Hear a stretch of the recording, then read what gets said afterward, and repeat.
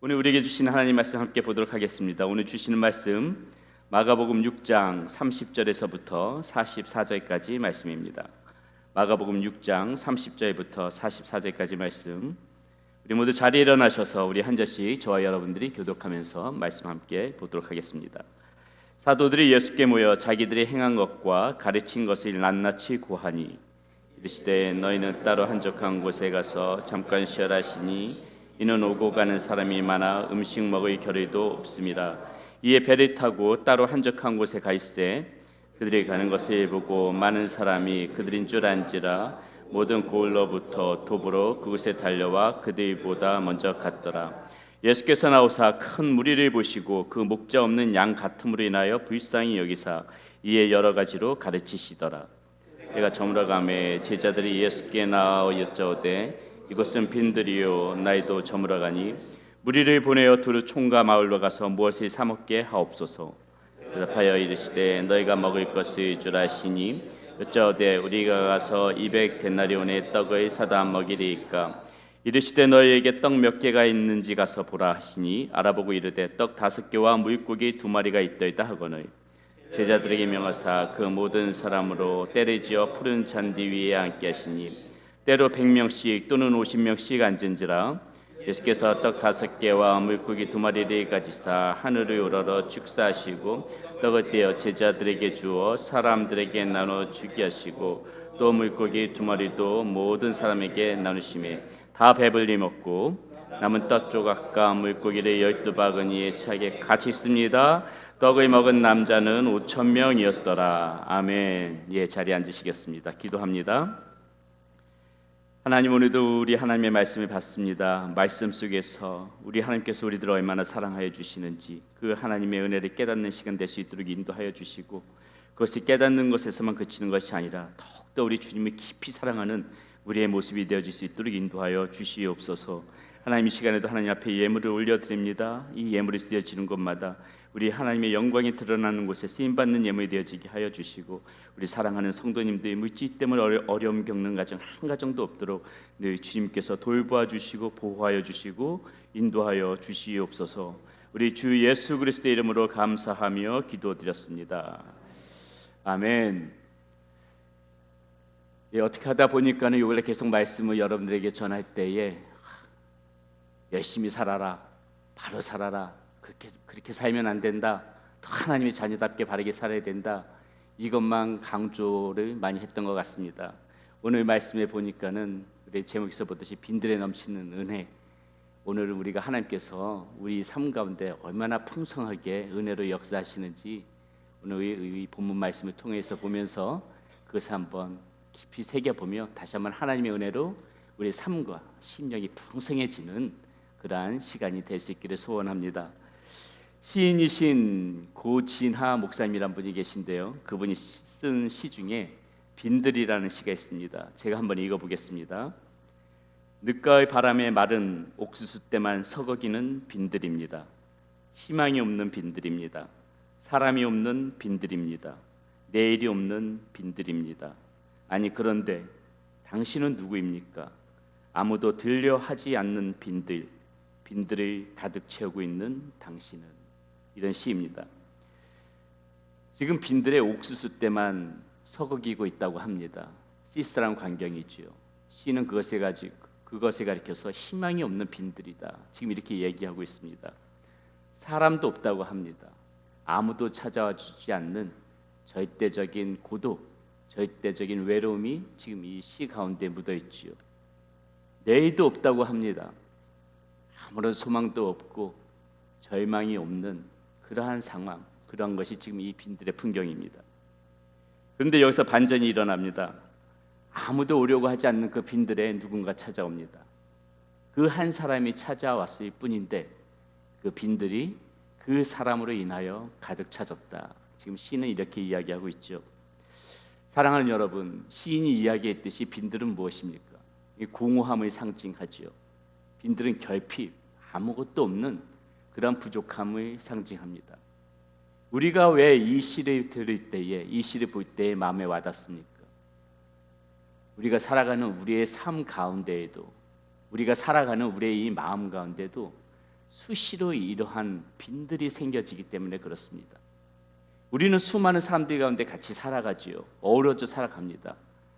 같이 많은 사람들이 어우러져서 살아가게 되면은 그것에 대해서 풍족함이 있고 기쁘고 즐겁기만 해야 될 텐데, 많은 사람들과 어우러져 살아가면서도 수시로 밀려오는 그런 외로움이 우리 마음 가운데 있다는 것입니다. 부족한 것이 없이 살아가는 것 같은데도 어떻습니까? 살아가다 보면은 왠지 우리의 마음 가운데 텅 빈 공허감 같은 것이 느껴지는 거 아마 여러분들 다 살아가시면서 느껴보셨으리라고 생각합니다. 열심히 살아가는데 어떻습니까? 뭔가 채워지지 않는 이 인생의 목마름이 있지요. 여전히 허전한 목마름이 달려가도 채워지지 않는 목마름이 그렇게 수시로 우리의 삶 가운데, 우리의 마음 가운데 찾아온다는 것입니다. 이 모든 것들이 다 빈들이라는 것이에요. 우리가 겪게 되는 삶 가운데, 마음 가운데 겪게 되는 빈들이라는 것이죠. 그런데 여러분, 이런 빈들이 다 나쁜 것은 아닙니다. 비어 있다는 것은 무엇입니까? 이 비어 있는 곳에 채워질 수 있는 그 부분들이 있다는 거 아니겠어요? 그래서 저는 만약에 여러분들의 삶에도, 그리고 여러분들의 마음 가운데도 이런 빈들이 혹시라도 있다면 저는 오히려 그것을 더 다행이라고 그렇게 여러분들에게 말씀드리고 싶습니다. 왜냐하면은 이 빈들은 곧 하나님을 만날 수 있는 곳이기 때문에 그래요. 그곳에서 우리는 이 빈들로 인하여 하나님으로 채움을 받을 수가 있습니다. 야곱이 형 에서를 두려워해가지고 하란에 떠날 때 하나님을 만났던 곳이 어디입니까? 빈들에서 돌베개를 베고 잤을 적에 바로 그곳에서 하나님을 만났어요. 모세가 하나님을 만났던 곳 어디입니까? 빈들에서, 가시떨기 나무 가운데에서 모세는 하나님을 만날 수 있었습니다. 이스라엘 백성들이 40년 그 빈들 광야에서 생활할 때 하나님을 체험했던 것도 바로 그 빈들이었다는 것이죠. 너무나도 괴로워서 쓸쓸해서 하나님 앞에 죽기를 청했던 이 엘리야도 그가 빈들에서 머물고 있을 적에 하나님의 천사가 친히 그 빈들로 찾아와서 엘리야를 만나줬습니다. 침례 요한은 빈들에 있을 적에 하나님의 음성을 듣습니다. 누가복음 3장 2절에 보면 이렇게 나옵니다. 안나스와 가야바가 대제사장으로 있을 때에 하나님의 말씀이 빈들에서 사가랴의 아들 요한에게 임한지라. 이렇게 지금 이야기하고 있죠. 이와 같이 빈들은 무엇입니까? 외로움이요, 결핍이요, 이게 절망을 상징하지만은 그렇게 바닥 가운데에서 하나님을 우리가 만날 수 있기 때문에 우리의 삶 가운데 사실 이 빈들은 꼭 필요한 것이에요. 빈들이 있기 때문에 우리는 오늘도 우리 하나님을 찾는 것입니다. 우리의 마음 가운데 빈들이 있기 때문에 우리는 오늘도 우리에게 하나님이 필요한 것을 알고 그렇게 주님을 바라보면서 나갈 수가 있다는 것이죠. 앞서 읽었던 빈들의 시처럼 그곳에 한 사람이 찾아오므로 그 빈들이 가득 찼듯이 우리의 이 삶 가운데에, 우리의 이 마음 가운데에 예수님이 찾아오시면은 이 쓸쓸했던 그 모든 것들이, 부족했던 것들이, 이 소망이 없던 것들이 주님으로 인하여서 채워지는 그 체험의 기쁨이 우리의 삶 가운데 넘쳐날 것이라는 것입니다. 이것이 빈들에 넘치는 은혜인 것이에요. 오늘 우리가 함께 나누게 될 내용도 이런 빈들에서 펼쳐지는 그런 은혜의 이야기입니다. 여러분들께서 너무나도 잘 알고 계시는 이 오병이어의 기적이 어디서 펼쳐집니까? 바로 이 빈들에서 지금 펼쳐지고 있죠. 자, 그렇다면은 이 하나님의 은혜가 어떻게 이 빈들에서 펼쳐질 수 있을까요? 어떻게 이 빈들에서 우리는 하나님의 은혜를 느낄 수가 있을까요? 자, 첫 번째, 이 빈들에는 우리의 필요를 채워주시는 그 하나님의 은혜가 있다는 것입니다. 자, 오늘 본문 30절에서 31절은 이렇게 시작합니다. 사도들이 예수께 모여 자기들이 행한 것과 가르친 것을 낱낱이 고하니 이르시되 너희는 따로 한적한 곳에 가서 잠깐 쉬어라 하시니 이는 오고 가는 사람이 많아 음식 먹을 겨를도 없습니다. 자, 오늘 주님의 모습을 보면 어때요? 우리의 가장 필요한 삶 가운데서 가장 필요한 것들을 지나치지 않으시는 그러한 주님의 은혜를 볼 수가 있는 것입니다. 자, 주님께서는 우리에게 무작정 주님의 일들만 열심히 해야 된다 이렇게 말씀하지 않으세요. 이 땅의 것은 아무것도 필요 없으니 너는 무조건 하나님만 바라보면서 살아가야 된다 이렇게 말씀하지 않으신다는 거예요. 우리 하나님께서는 이 땅에 살아가면서 우리에게 필요한 이 모든 것들이 충족되어져야만이 우리가 힘을 내서 살아갈 수 있다는 것을 누구보다도 잘 알고 이해하고 계시는 분이 우리 하나님이시라는 것이에요. 자, 방금 읽은 본문에 보게 되면 어떻습니까? 사도들이 이제 세상 가운데서 나가가지고 하나님의 말씀을 이제 가리키는 거예요. 그리고 예수님 앞에 돌아와서 보고를 하는 것입니다. 그들의 말을 듣고 있는 예수님은 예수님의 입장에서 보면 어때요? 궁금한 것이 많을 것입니다. 자신들이 가르쳤던 사도들이 나가서 이렇게 가르침대로 진행하고 돌아왔으니까는 물어볼 수 있지요. 가서 어떤 일이 있었느냐? 또 때로는 그 이야기 중에서 듣는 중에 아쉬움도 있어가지고 왜 그렇게밖에 할 수 없었느냐? 이렇게 얼마든지 그 일을 가지고 채근할 수도 있었어요. 그런데요, 오늘 말씀해 보니까 예수님은 전혀 그렇게 하시지 않으시는 거예요. 그들이 하는 이야기를 모두 듣고 첫 번째 예수님께서 하신 말씀이 무엇입니까? 한적한 곳에 가서 잠깐 쉬어라. 한적한 곳에 가서 잠깐 쉬어라. 무엇을 의미합니까? 이 말씀 가운데 우리 주님께서는 단지 우리를 주님의 필요에 따라 사용하는 그 도구로만 생각하지 않으신다는 거예요. 주님께서는 우리가 먼저 지치지 않고 살아가는 것이 그것이 먼저라는 것이에요. 사역도 중요하지만은 네가 먼저 지치지 않고 바로 서 있는 것이 나에겐 더 중요하다. 무엇을 의미합니까? 나는 그 무엇보다도 너가 중요해. 너란 존재가 중요해. 우리 주님께서는 지금 그 말씀을 이 제자들에게 해주고 계시는 거예요. 이것은 비단 주님의 사역만을 이야기하는 것은 아닙니다. 우리가 살아가면서 살아가는 그 일 가운데서도 주님은 똑같은 말씀 해주고 계신다는 거예요. 우리 한국 사람들 정말 열심히 일하지요. 제가 한국에 있었을 적에 제가 수원에 있었습니다. 거기에 삼성전자가 있어요. 제가 다니는 교회 삼성 그 직원분들 참 많았습니다. 정말 열심히 일해요. 근데 그분들이 자조적인 그 말로 이렇게 하는 말이 있습니다. 우리는 거의 24시간 모든 시간을 회사에 다 우리의 시간을 다 내줍니다. 그 조건으로 많은 돈을 받습니다. 자신의 일상의 삶을 돈과 바꾸는 것이죠. 그래서 그런지 몰라도 낮에 돼 보면은 어떤 이 카페에 이 먹거리 이런 장소에 보게 되면 아줌마들이 드글드글해요. 이 남편분들은 돈을 쓸 시간이조차 없을 정도로 그렇게 열심히 일하는 모습이죠. 미국에 와서 보니까는 다행히 가족 중심적인 곳이라 뭐 그 정도는 아니지만은 그래도 이곳에서 살아가시는 분들 열심히 일하는 것은 변함이 없는 것 같습니다. 365일 중 쉬는 날 거의 없을 정도로 정말 하루도 쉬지 않고 살아가시는 분들 저 많이 봤어요. 어떤 분들은 건강까지 해칠 정도로 열심히 일합니다. 제가 알고 있기로 아마 우리 성도님들 중에서도 그렇게 일하시는 분들 계실 거예요. 자, 이렇게 살아가는 여러분들, 오늘 우리 주님께서 제자들에게 하시는 이 말씀 다시 한번 마음 가운데 들으셔야 됩니다. 한적한 곳에 가서 잠깐 쉬어라. 잠깐 쉬어라. 우리들에게 안식이 필요하기 때문에 우리를 위하여서 이런 말씀을 해주시는 거예요. 안식일은 절대로 하나님을 위하여서 제정한 것이 아닙니다. 우리들을 위해서 하나님께서 안식일을 만들어 놓으신 거예요. 우리의 신체 구조를 모두 알고 계시는 이 하나님께서 우리 지치지 말라고, 살아가다 보면은 이 쉬었다 가는 부분도 반드시 필요한 것을 우리 주님께서 아시기 때문에 그렇게 안식일까지 제정하시면서 우리에게 쉼을 가지라고 말씀하시는 것입니다. 이러한 쉼을 가지라고 말씀하시면서 그 다음 벌어지는 장면이 이 오병이어의 기적인 것은 의미하는 바가 있는 거예요. 무엇입니까? 우리가 무엇 때문에 쉼도 없이 이렇게 일하려고 합니까? 좀 더 많은 물고기와 좀 더 많은 떡을 가지려고 하기 때문에 이 쉼도 없이 이렇게 열심히 일하려고 하는 거예요. 이러한 우리의 생각 가운데 종지부를 찍는 것이 바로 오늘 말씀 가운데 본 오병이어의 이 기적, 이 사건입니다.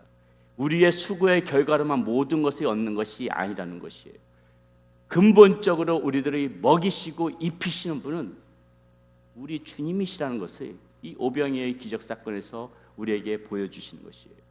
물론 그 가운데에 우리의 수고도 동반되어져야 하지만은 결국은 그 모든 것들이 우리 하나님의 손에 있다는 것을 보여주는 사건이 이 오병이어에서 나타난 사건이라는 것이죠. 그래서 우리는 하나님 앞에 더 순종해야 하는 겁니다. 그래서 우리는 오늘 살아가면서 그 무엇보다도 가장 중요하게 생각해야 되는 거, 하나님을 바라보면서 하나님을 의지하면서 살아가는 게 훨씬 더 중요하다는 거예요. 제일 어리석은 사람은 자신의 수고로 떡과 물고기를 얻고자 하나님을 잊어버리고 살아가는 사람, 그 사람이 이 세상에서 가장 어리석은 사람인 거예요. 기껏해야 위에 수고를 얻을 수 있는 것은 떡 5덩어리와 물고기 2마리밖에 없는 겁니다. 그것을 얻고자 하나님을 잊고 살아간다? 가장 어리석은 사람인 것입니다. 자, 그러나 빈들에서 주님이 이 5,000명 이상을 먹이고도 12강지를 채우는 오늘 이 기적의 사건을 본다면은 우리는 무엇을 알아야 됩니까? 모든 것들이, 우리의 모든 것들이 주님의 손에서 나오는 것을 그것에 원천이 있음을 보다 분명히 명확히 알고 하나님을 우선시 두고 살아가는 것, 그 무엇보다도 하나님을 우선시 두고 살아가는 것이 가장 지혜로운 삶이다, 가장 하나님의 자녀다운 삶이다. 이 말씀이 오늘 이 오병이어의 기적 가운데 담겨져 있는 그러한 진리라는 것이죠. 사랑하는 여러분, 하나님께서는 여러분들에게 이 쉼도 음식도 다 필요하다는 거 아세요. 그것을 구하지 말라는 것이 아닙니다. 우리의 신앙생활에 있어서 마치 그것이 중요하지 않는 듯, 마치 그런 것을 구하게 되면은 믿음이 없는 사람처럼 그렇게 생각하는 경향이 있는데 절대 그거 아니에요. 하나님께서는 그거 우리 삶 가운데 있어서 굉장히 중요하다는 걸 잘 알고 계십니다. 얼마나 필요한지 아세요. 자, 열왕기상 18장에 보면은 엘리야가 갈멜산에서 그 바알 선지자들과 전투를 하는 장면이 나오지요. 그리고 곧 그 19장으로 넘어가게 되면 어떤 일이 있습니까? 그 전투에서 바알 선지자들의 짐으로 바알 선지자들이 죽고 나니까는 그 이세벨이 이 엘리야를 죽이고자 하는 장면이 열왕기상 19장에 나옵니다. 자, 이 엘리야가 이 이세벨을 피해서 들어간 곳이 어디입니까? 빈들에 있는 그 로뎀 나무 쪽이었어요. 그곳에 가서 엘리야가 뭐라고 합니까? 하나님 앞에 죽기를 청해요. 엘리야의 심정 가운데는 그 로뎀에, 그 빈들에 있는 로뎀에 이르렀을 적에 엘리야는 완전한 탈진 상태였어요. 한 발자국도 더 나갈 수 없는 그러한 상태였다는 것이죠. 그러한 때에 어떠합니까? 천사가 찾아와서 엘리야에게 행하는 모습, 뭐라고 하는지 그 모습을 우리는 주목해 볼 필요가 있는데요. 열왕기상 19장 5절에서부터 8절에 이렇게 나와 있습니다. 한번 보겠습니다. 로뎀 나무 아래에 누워 자더니 천사가 그를 어루만지며 그에게 이르되 일어나서 먹으라 하는지라. 본즉 머리맡에 숯불에 구운 떡과 한 병 물이 있더라. 이에 먹고 마시고 다시 누웠더니 여호와의 천사가 또다시 와서 어루만지며 이르되 일어나 먹으라. 내가 갈 길이 다 가지 못할까 하노라 하는지라. 이에 일어나 먹고 마시고 그 음식물에 힘을 의지하여 40주 40야리 가서 하나님의 산 호렙에 이르니라. 이렇게 나와 있어요. 자, 여기서 천사가 어떻습니까? 천사의 모습을 보세요. 지쳐있는 엘리야를 재촉하지 않습니다. 지금 넌 믿음이 없이 왜 여기서 지금 이렇게 하고 있느냐? 그렇게 엘리야를 다그치지 않아요. 그 대신 지금 이 하나님의 천사가 지금 하고 있는 것은 무엇입니까? 엘리야가 기력을 회복할 수 있도록 충분한 쉼의 시간을 주고 먹을 것을 공급해서 주는 거예요. 우리의 인생 가운데 그것이 필요하다는 것을 아는 것이에요. 하나님이 그것을 모르면서 지금 뭐 하고 있어? 이래 해야지. 지금 뭐 하고 믿음이 없이 뭐 하고 지금 있어? 빨리 나가야지. 아니요. 우리의 삶 가운데 가장 기본적인 이것이 왜 우리에게 필요한지, 왜 우리가 힘이 얻는 것이 필요한지 그것을 알기 때문에 재촉하지 않고 오히려 먹을 것을 가져다가 먹이고 재우고 그렇게 하는 것이 이 하나님의 마음이라는 것입니다. 그 후에 엘리야는 어떻습니까? 음식물에 힘을 의지하여서 다음 갈 길이 같다고 이야기하죠. 사랑하는 여러분, 이와 같이 하나님께서는 우리에게 무엇이 필요한지를 다 아시는 거예요. 우리가 이 세상 가운데 살아가려면은 어쩔 수 없이 이런 쉼과 음식물들이 필요함을 그리고 그 음식물에 의지해야 갈 길이 또 걸어갈 수 있는 힘이 있음을 우리 주님께서 누구보다도 이해하신다는 것이죠. 그렇기 때문에 먹고 마시는 것을 구하기 위하여 하나님 앞에 구하는 것은 부끄러운 것이 아닙니다. 그 모든 것들의 근원이기 때문에 우리는 마땅히 하나님 앞에 그것을 구하고 바라는 것이 맞아요. 하나님께서는 언제든지 이렇게 우리의 필요를 채워주시는 그런 분이시기 때문입니다. 빈들에 넘치는 은혜, 바로 이렇게 우리의 필요를 채워주시는 그 하나님의 은혜라는 거 오늘 말씀 가운데서 기억하시기 바라겠습니다. 두 번째, 빈들에서 받는 은혜가 있습니다. 무엇이냐면은 받는 자에서 주는 자로의 위로가, 주는 자로의 은혜가 있어요. 받는 자에서 주는 자로의 은혜. 자, 41절의 말씀 함께 보겠습니다. 41절의 말씀에서 이렇게 나오죠. 예수께서 떡 5개와 물고기 2마리를 가지사 하늘을 우러러 축사하시고 떡을 떼어 제자들에게 주어 사람들에게 나누어 주게 하시고 또 물고기 2마리도 모든 사람에게 나누시며, 이렇게 나와 있습니다. 자, 예수님의 1차적인 목양 대상은 누구였냐면 바로 제자들이었어요. 1차적인 목양 대상. 이 제자들은 어떻습니까? 항상 예수님 앞에 받았었죠. 받는 것이 익숙했던 사람들이었습니다.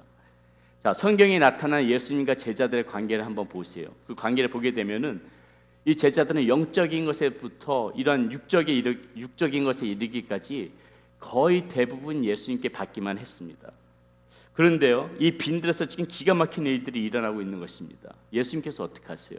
예수님께서 친히 축사하시고 만드신 그 떡과 물고기를 가지고 누구한테 줍니까? 제자들에게 줘서 제자들로 하여금 나눠주게 하는 거예요. 사람들에게 나눠주게 하는 거예요. 단순히 제자들이 무리 중에 앉아서 그전처럼 해왔던 것처럼 예수님이 주는 떡과 물고기를 받아먹는 그 자리에 머물러 있게 하는 것이 아니라 이제 제자들의 예수님의 손과 발이 되어져서 이 나눠주는 기쁨을 누리게끔 이 예수님께서 지금 제자들에게 그런 은혜를 베풀어 주신다는 것이에요. 자, 이 나눔의 기쁨이 무엇인지 알게 하려고 그런 것입니다. 하나님 나라가 여기에 있음을 제자들에게 친히 알게 하여 주시기 위하여서 하나님께서는 지금 제자들 그렇게 사용하시는 것이에요. 자, 이 빈들에서 펼쳐지는 광경을 한번 생각해 보세요. 제자들이 그 음식을 가지고 나눌 때 아마 그 장소는 웃음꽃이 만발했을 것입니다. 아마도 어떤 사람들은 그 음식물을 받으면서 제자들의 손을 연신 흔들면서 고맙다 이렇게 말하는 사람들도 있었겠죠. 어땠을 것 같습니까? 제자들은 아마 먹지 않아도 배불렀을 것이에요. 야, 이렇게 주는 것이 받는 것보다 훨씬 기쁠 수 있구나. 제자들은 온몸으로 그것을 다 체험했었을 것입니다. 사랑하는 여러분, 이것이 빈들에 넘치는 은혜였는데요. 저는 우리 성도님들도 이렇게 나눔의 풍성한 것에 너무 감사드립니다. 제가 문득 우리 성도님들 보게 되면은 이게 더 나누지 못해서 애쓰는 모습, 그런 모습들이 얼마나 흐뭇한지 몰라요. 지켜보는 것만 해도 너무 행복합니다. 받는 자에서 주는 자로의 모습이 바로 빈들에서 펼쳐진 그런 오병이어의 기적에서 볼 수 있는 은혜라는 것이죠. 여러분들이 그런 은혜를 알고 살아간다는 것이 너무 기쁘고 감사합니다. 그런데 여러분, 이러한 모습이 사실 교회 안에서만 펼쳐져서는 안 된다는 거예요.